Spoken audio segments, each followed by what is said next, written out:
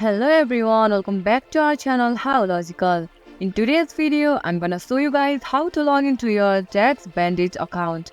For this guys, what you need to do is open up any web browser as I have already opened the Google Chrome and bring up the search bar and type in TaxBandit login and hit the enter. Make sure it takes you to the official link www.taxbandit.com. Click on that link. Now you'll be taken to the official website of TaxBandit. Now at the top right of your screen, you can see the sign in button. Just click on sign in button to sign in. Now again you'll be taken to the new interface which is sign in page. Now at the right side of your screen, you can see the sign in form. Here you just need to enter your email address.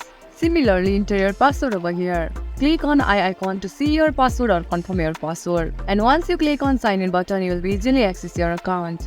In case if you forgot your password, just click on forgot password to recover your password. Either you can log in with your Google account, Microsoft account and your Apple account. This much for today guys. If you guys find our video helpful, please leave a like. And please do not forget to subscribe our channel. And also hit the bell icon for our latest video. And drop a comment for reviews and more content like this. I'll see you guys again in our next video. Thank you for watching.